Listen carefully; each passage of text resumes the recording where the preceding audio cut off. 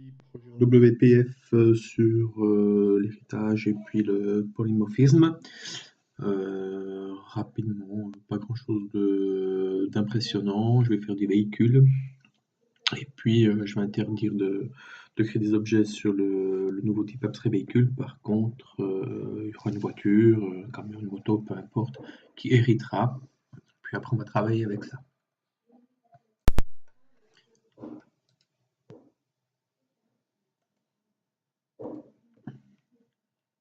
Alors, on va ajouter un petit diagramme de classe, comme ça on créera dynamiquement nos différentes classes depuis le diagramme de classe. Et puis le tour est joué. Donc, je retrouve.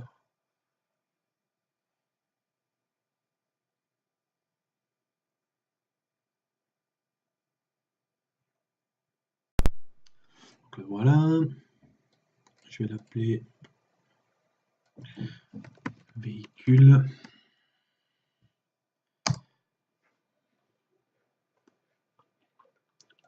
Hop, une nouvelle classe. Véhicule. Boum.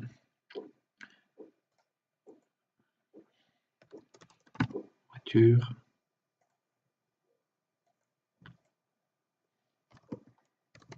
Camion. Etc. etc. etc. Voilà. Alors, ce qu'ils ont en commun, c'est un numéro de châssis. Donc, je vais créer des propriétés pour le numéro de châssis. Un poids, une puissance, et puis une capacité de réservoir en litres, et puis voilà quoi. Donc je vais les créer ici sans autre. Je ne sais plus comment ce qu'on fait, je crois add. Ouais, donc une propriété, et puis on y va pour les différentes propriétés. Alors je vais mettre oula, il doit à côté, décidément. Puissance, boum. Voilà, et puis ici, dans le type entier, donc en bas, je peux sans doute changer que ça. Je vais créer les autres propriétés de la même façon. Voilà, j'ai ajouté quelques propriétés. Alors, un contrôle ici, le numéro de châssis, je l'ai mis en string, c'est pour regarder les traits d'union. Voilà, le point en double, les deux autres, je les ai en int. Ce que je vais faire, c'est que je vais faire hériter. Donc, tac. Alors, ici, pardon, héritage, c'est ici. Je crois que c'est dans ce sens-là. Parfait.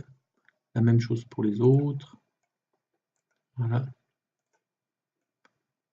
Voilà. Et puis je vais par exemple ajouter ici pour la voiture le nombre de passagers.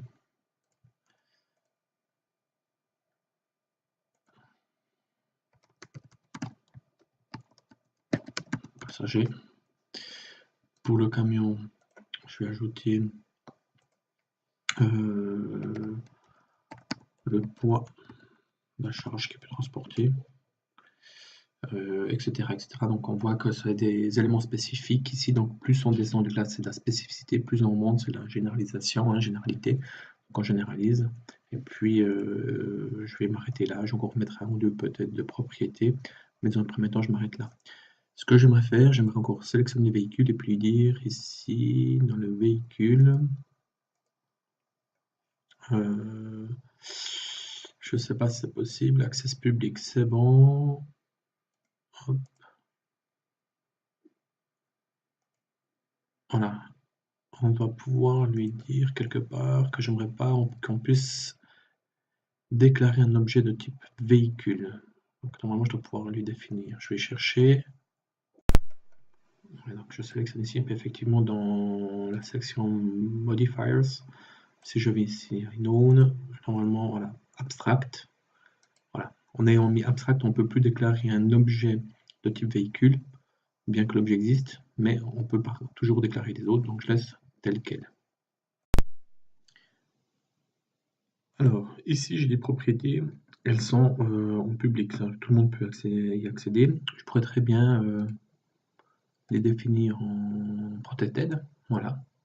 Puis à partir de ce moment-là, il n'y a que les classes qui en héritent qui peuvent également les hériter. Donc voilà, donc on a l'héritage. Moi je l'ai fait sur les propriétés. On aurait très bien pu le faire sur des attributs, hein. donc des champs ici, c'est des attributs. Moi, j'ai directement fait sur des propriétés, ça me permettra d'être peut-être un peu plus rapide au niveau du code qui va être généré automatiquement. Alors, je profite de créer 2 classes supplémentaires, une classe volant et une classe guidon. Ça me permet de montrer les associations. Donc voilà. Hop. Hop. Le camion aussi, il a un volant. Et puis, les motos, il a un guidon. Un moteur et un guidon. Ok, pas de problème. Bon, il est clair que j'aurais pu faire d'autres pièces de véhicules, telles que les roues, moteurs ou quoi que ce soit. C'était juste pour montrer les associations, etc. Ça, c'est fait. Alors, je vais rajouter une méthode dans la classe véhicule, qui est la méthode avancée, parce que tous les véhicules doivent pouvoir avancer. Voilà, retourne rien, puis je vais peut-être modifier la vitesse, ou je ne sais pas trop quoi. Je peux avancer, stopper, rajouter. Je vais juste en mettre une, ça suffit amplement pour l'exemple. Je vais contrôler ici dans le code. Donc voyons par exemple véhicule, hop, abstract, parfait, puissance, puissance, puissance, et puis j'ai la méthode avancée qui se trouve là.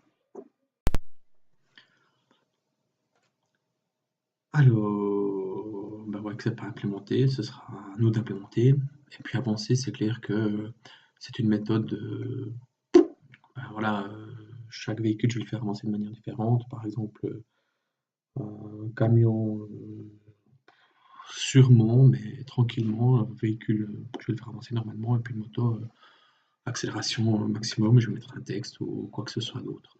Donc je me dis que peut-être avancer. La méthode, elle se trouve ici. Je vais lui dire qu'elle est héritée, donc pas de problème. Normalement, je dois pouvoir lui dire qu'elle est abstracte. On verra après. Donc, voyons maintenant le programme principal. Alors, programme principal, déjà sur la Windows Form, je vais lui mettre un label pour voir ce qui se passe. C'est toujours assez sympa de voir ce qui se passe. Hop. Et puis, ce que je me dis, c'est que c'est sur l'événement load de la forme.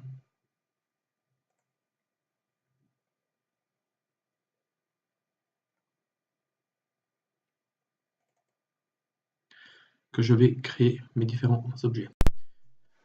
Voilà, je viens de créer 3 objets. Ce que ce serait quand même sympa, c'est de lui mettre peut-être des noms particuliers au niveau du constructeur, comme ça on construit l'objet.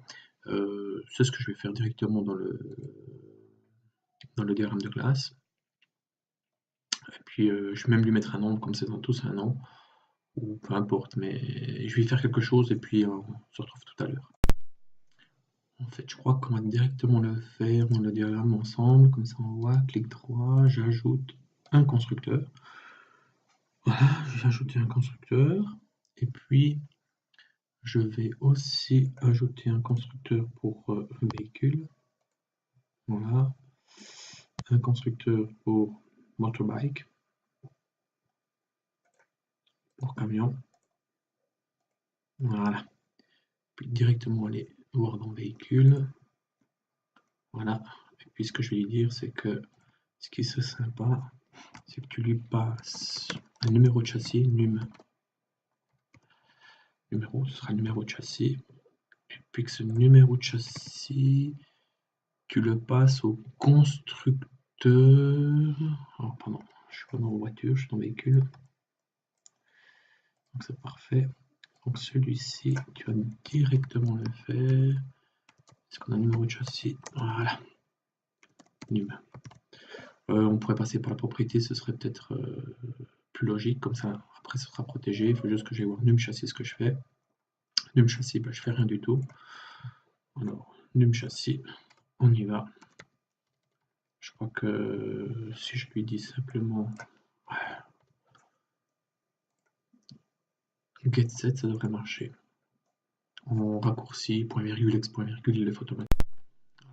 Get set et puis